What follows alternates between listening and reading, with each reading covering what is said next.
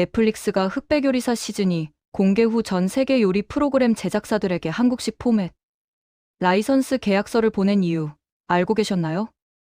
여러분, 지금 전 세계 요리 업계가 완전히 뒤집혔습니다. 그냥 뒤집힌 정도가 아니라 아예 패러다임이 바뀌어 버렸어요.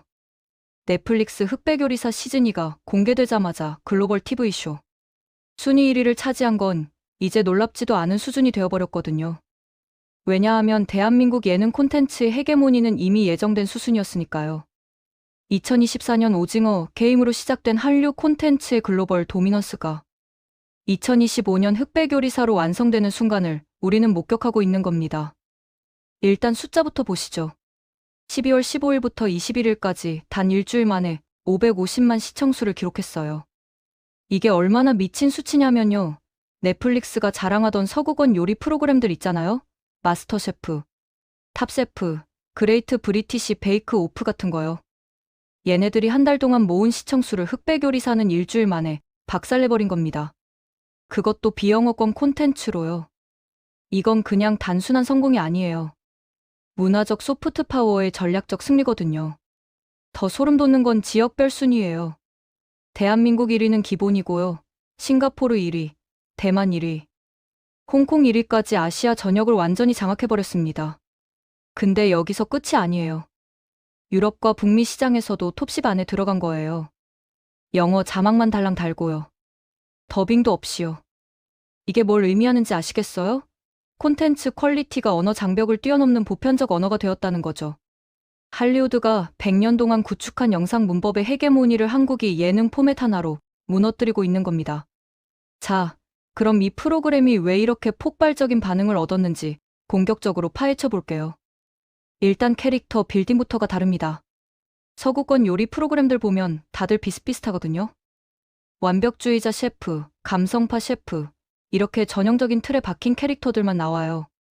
근데 흑백 요리사는 완전히 달라요. 각 셰프들이 가진 개성이 살아 숨쉬면서도 그게 억지스럽지 않게 자연스럽게 드러나거든요. 대표적인 케이스가 임성근 셰프죠. 이분 진짜 미쳤어요. 긍정적인 의미로요. 거짓말 조금 보태면 소스 한 5만 가지 정도는 압니다라고 말하는 순간 전 세계 시청자들이 뭐라고 반응했는지 아세요?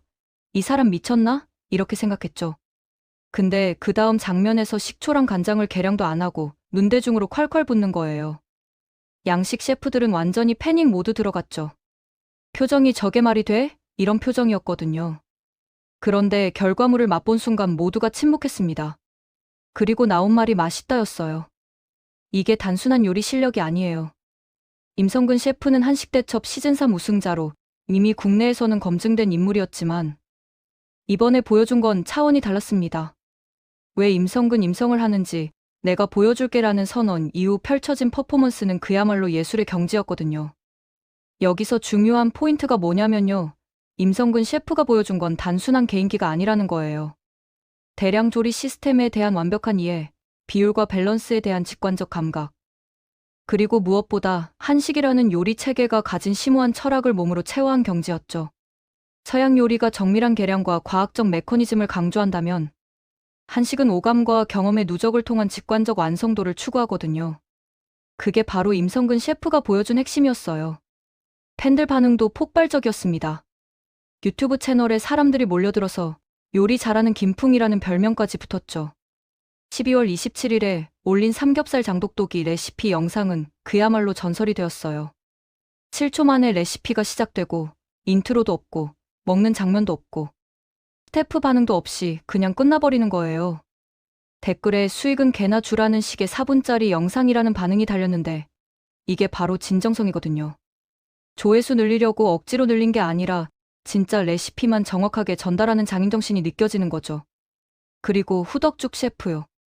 이분은 진짜 어른의 정의를 새로 쓴 분입니다. 요리 경력 57년 차예요. 57년이면 웬만한 셰프들은 이미 은퇴하고도 남을 시간이거든요. 근데 이분은 여전히 현역이고 더 놀라운 건 백수저 팀에서 최연장자이자 대선배임에도 불구하고 후배들 의견을 묵묵히 따르는 겸손함을 보여줬다는 거예요. 팀 미션 때 보셨잖아요. 임성근 셰프가 리드를 잡으니까 후덕죽 셰프는 한 발 물러서서 서포트 역할에 집중하는 거예요. 다른 셰프들이 불안해서 이것저것 물어보고 투덜거릴 때도 후덕죽 셰프는 임성근 말 믿고 가자라고 팀을 정리해 주셨죠. 이게 진짜 리더십이에요. 리더십이라는 게 꼭 앞에 나서서 명령하는 게 아니거든요. 때로는 물러서서 후배들이 빛나게 만들어주는 것도 리더십이라는 걸 후덕죽 셰프가 완벽하게 보여준 겁니다. 팬들 반응 보면 우리 할아버지 같다. 이순재 선생님급 짬이라는 댓글이 쏟아졌어요. 57년 경력이면 연예계로 치면 정말 하이킥 시절 이순재 선생님 정도의 레전드 포지션이거든요. 근데 이분이 여전히 현역으로 뛰면서도 교만하지 않고 겸손한 모습을 보여줬다는 게 정말 감동적이었던 거죠. 유튜브에서 후덕죽 사고라고 검색하면 수백만 조회수 찍은 영상들이 쏟아지는 이유가 다 있는 겁니다. 그리고 이번 시즌의 진짜 게임 체인저, 손종원 셰프 얘기를 안 할 수가 없죠. 이분은 그냥 셰프가 아니에요. K-팝 아이돌급 비주얼에 미쉐린 스타 실력까지 갖춘 말 그대로 완전체거든요. 185cm 훤칠한 키에 잘생긴 외모는 기본이고요. 요리하는 모습이 섹시하다는 평을 들을 정도로 카리스마가 넘치죠. 근데 손종원 셰프의 진짜 임팩트는 비주얼이 아니에요. 이분의 커리어를 보면 입이 안 다물어져요. 국내 최초로 한식 레스토랑 24절과 양식 레스토랑, 엘본 더 테이블 두 곳 모두에서 미쉐린 1스타를 받은 쌍별 셰프거든요. 이게 얼마나 대단한 거냐면요. 전 세계적으로도 두 가지 다른 요리 스타일로 미쉐린 스타를 동시에 받은 셰프가 극소수예요. 한식과 양식이라는 완전히 다른 요리 철학을 모두 마스터했다는 뜻이거든요. 더 놀라운 건 그의 배경이에요. 미국 명문 사립학교 올세인츠를 수석. 졸업하고 인디애나주 로즈올만 공대에 장학금 받고 입학한 이른바 뇌생남이었던 거죠. 공대 4학년까지 다니다가 아무리 열심히 공부해도 좋아서 공부하는 사람은 못 쫓아가겠다라는 깨달음을 얻고 과감하게 중퇴했어요. 그리고 뉴욕 CIA 요리학교 학생들을 보고 요리의 길로 들어선 거죠. 이후 커리어가 정말 화려해요. 월드 베스트 50 레스토랑 1위였던 덴마크 코펜하겐의 노마에서 일했고 샌프란시스코 미쉐린 3스타 레스토랑 퀸스에서 수셰프로 경력을 쌓았거든요. 노마가 어떤 곳인지 아시죠? 전 세계 셰프들이 일하고 싶어하는 성지 중의 성지예요. 거기서 인정받았다는 건 글로벌 톱티어 셰프라는 증명이에요. 손종원 셰프가 흑백 요리사를 통해 보여준 건 단순한 요리 실력이 아니었어요.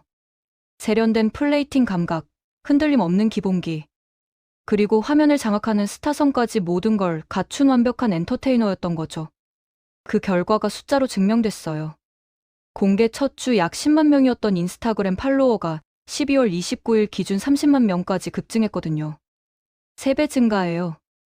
이건 그냥 요리 프로그램 출연자가 아니라 완전한 셀러브리티 레벨로 도약한 거죠. 인스타그램 보면 요리하는 모습뿐만 아니라 패션 화보 같은 사진들도 올라와 있어요. 감성적인 눈빛, 세련된 스타일링, 모델 뺨치는 포즈까지 완벽하거든요. 여성 팬들이 열광할 수밖에 없는 거예요. 요리하는 모습이 섹시하다는 댓글이 괜히 나온 게 아니에요. 진짜로 섹시하거든요. 음식을 다루는 손의 움직임, 재료를 손질하는 집중된 표정, 맛을 보는 순간의 진지함까지 모든 게 하나의 퍼포먼스 예술처럼 느껴지는 거죠. 해외 팬들 반응도 폭발적이었어요.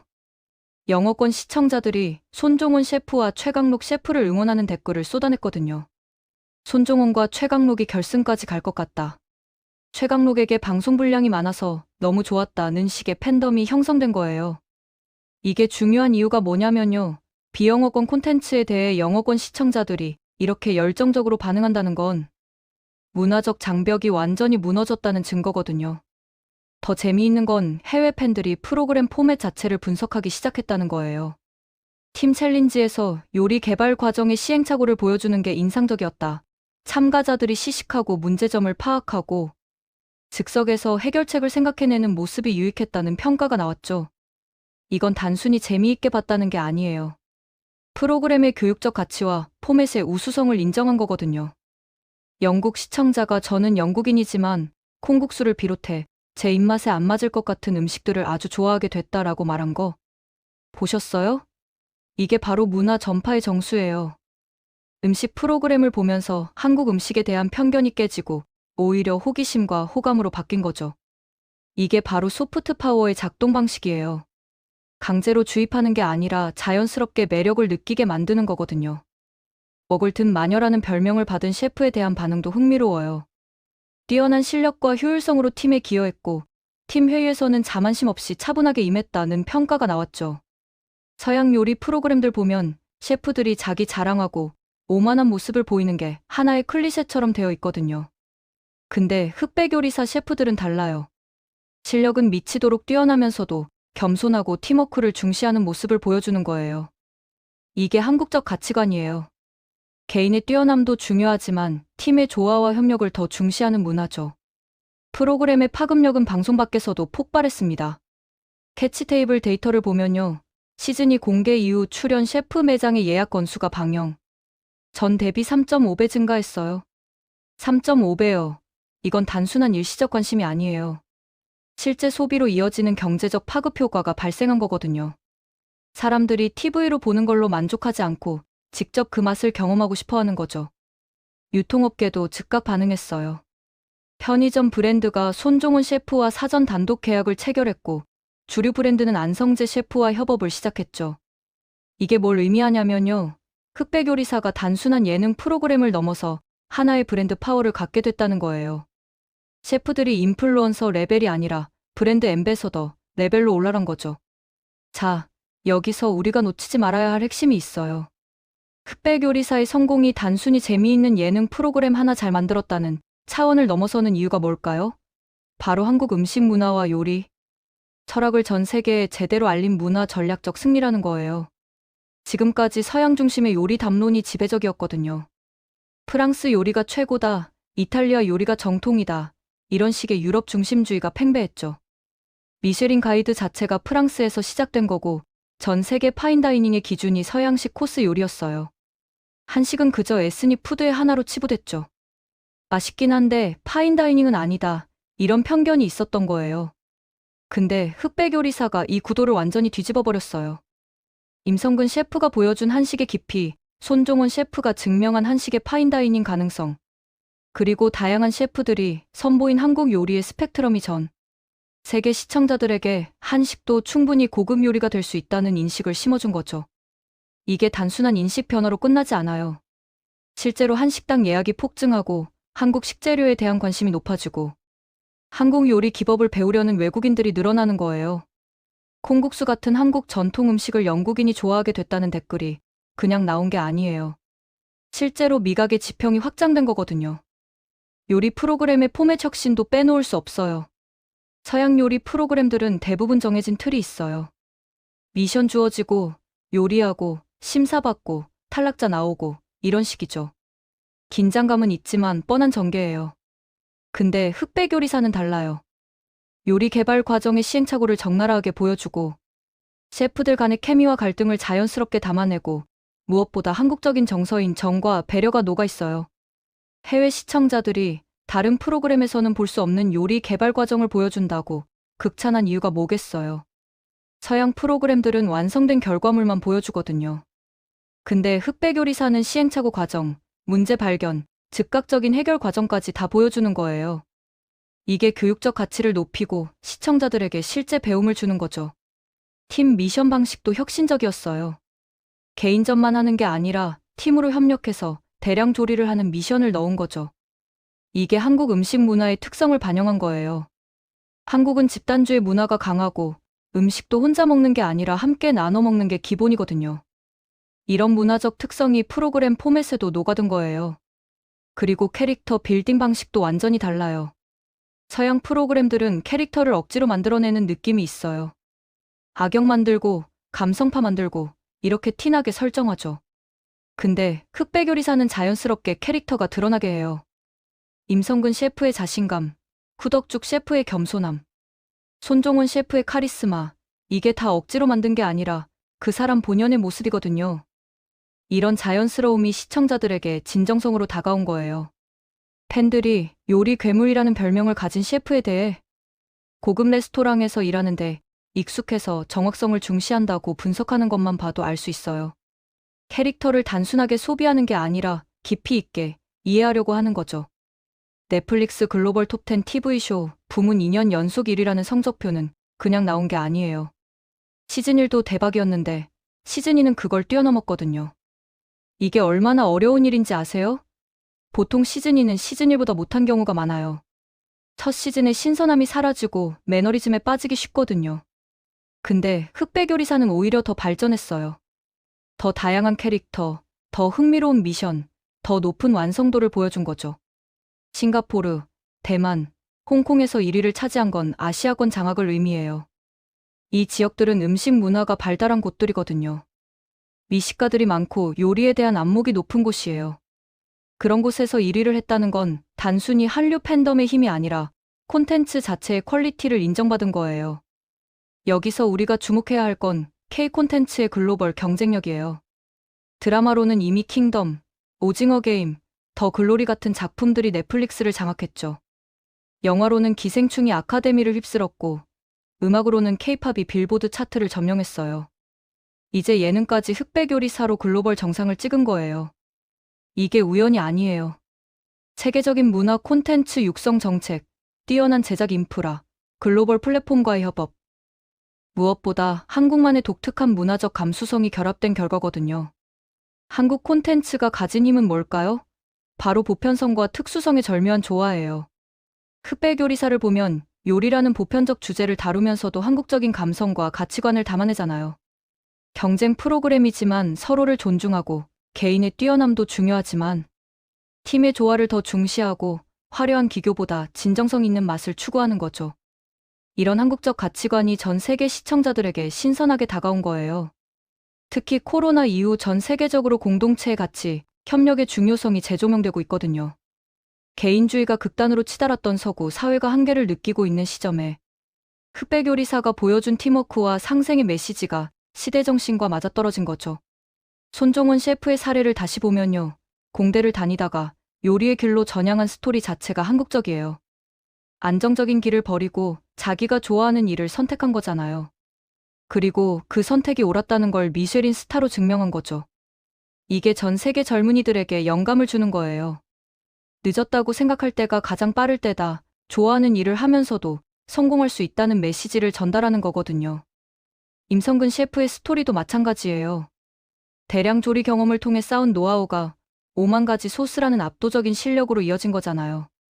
이게 한국의 빨리빨리 문화, 효율성 추구, 실전 중심 학습 방식이 낳은 결과물이에요. 이론만 아는 게 아니라 몸으로 체득한 진짜 실력인 거죠. 구덕죽 셰프는 또 다른 한국적 가치를 보여줘요. 57년 경력의 대선배가 겸손하게 후배를 믿고 따르는 모습. 이게 한국의 장유유서, 문화를 긍정적으로 재해석한 거예요. 나이와 경력이 많다고 무조건 앞에 나서는 게 아니라 상황에 맞게 적절히 리드하고 서포트하는 유연함을 보여준 거죠. 편의점과 주류 브랜드가 셰프들과 협업에 나선 것도 의미심장해요. 이게 단순한 마케팅이 아니에요. 흑백 요리사라는 브랜드가 만들어낸 문화적 자산을 활용하는 거거든요. 손종원 셰프가 개발한 편의점 메뉴는 파인다이닝의 맛을 대중화하는 시도예요. 고급 요리를 누구나 접근 가능하게 만드는 민주화 작업인 거죠. 안성재 셰프와 주류 브랜드의 협업도 마찬가지예요. 음식과 술의 페어링을 대중에게 알리고 한식과 어울리는 술 문화를 전파하는 거거든요. 이런 움직임들이 모여서 한국 음식 문화 전체의 수준을 끌어올리는 거예요. 캐치테이블 예약 건수 3.5배 증가는 숫자 이상의 의미가 있어요. 사람들이 프로그램을 보고 단순히 재미있다고 끝내는 게 아니라 실제로 그 경험을 하고 싶어 한다는 거거든요. 이게 바로 체험 경제의 핵심이에요. 콘텐츠가 소비를 이끌고 소비가 다시 콘텐츠를 강화하는 선순환 구조가 만들어진 거죠. 출연 셰프들의 매장이 예약 폭증으로 몇 달치가 마감됐다는 뉴스가 나오잖아요. 이게 셰프들 개인에게도 기회지만 한국 외식 산업 전체로 봐도 엄청난 기회예요. 글로벌 관광객들이 한국에 와서 꼭 가보고 싶은 곳으로 이 레스토랑들을 찾게 되는 거거든요. 음식 관광이라는 새로운 한류 콘텐츠가 만들어지는 거예요. 이미 한국은 K-팝, K-드라마로 외국인 관광객을 끌어들이는 데 성공했어요. 이제 K-푸드가 그 대열에 합류하는 거죠. 흑백 요리사를 본 외국인들이 한국에 와서 한식을 먹어보고 싶어하고 전통시장을 구경하고 싶어하고 요리 클래스를 듣고 싶어하는 거예요. 이게 관광산업 전체를 활성화시키는 거거든요. 더 나아가서 한국 식재료 수출까지 영향을 미칠 거예요. 고추장, 된장, 김치 같은 전통 발효식품들이 이미 글로벌 슈퍼마켓에서 팔리고 있지만 흑백 요리사를 통해 인지도가 더 높아질 거예요. 김, 떡볶이, 떡, 당면 같은 한국 특유의 식재료들도 수요가 늘어날 거고요. 그리고 한국 요리 기법에 대한 관심도 높아질 거예요. 발효 기술, 양념장 만드는 법, 나물 무치는 기법, 이런 것들이 전 세계 셰프들에게 연구 대상이 되는 거죠. 이미 노마 같은 최고급 레스토랑에서도 한국의 발효 기술을 차용하고 있거든요. 흑백 요리사가 이런 흐름을 더 가속화시킬 거예요. 유튜브에서 흑백 요리사 관련 영상들이 폭발적으로 생산되고 있는 것도 주목할 만해요. 리액션 영상, 분석 영상, 팬메이드 편집 영상들이 쏟아지고 있거든요. 이게 다 바이럴 마케팅이 되는 거예요. 공식 콘텐츠만으로는 한계가 있는데 팬들이 자발적으로 만드는 2차 콘텐츠들이 더 많은 사람들을 유입시키는 거죠. 특히 후덕죽 사고 같은 밈이 만들어진 것도 재미있어요. 후덕죽 셰프의 겸손하고 헌신적인 모습이 밈으로 소비되면서 더 많은 사람들에게 알려지는 거거든요. 이게 현대적인 문화 전파 방식이에요. 진지하게 교육하는 게 아니라 재미있는 밈으로 자연스럽게 확산되는 거죠. 임성근 셰프의 5만 가지 소스 발언도 밈이 됐어요. 처음에는 허풍처럼 들렸지만 실제로 실력을 증명하면서 이제는 자신감과 실력의 상징이 된 거죠. 임성근 임성을 하다라는 표현도 유행어가 됐고요. 이런 문화적 파급력이 프로그램의 영향력을 더 키우는 거예요. 재밌게 보셨다면 구독과 좋아요, 알림 설정 부탁드립니다.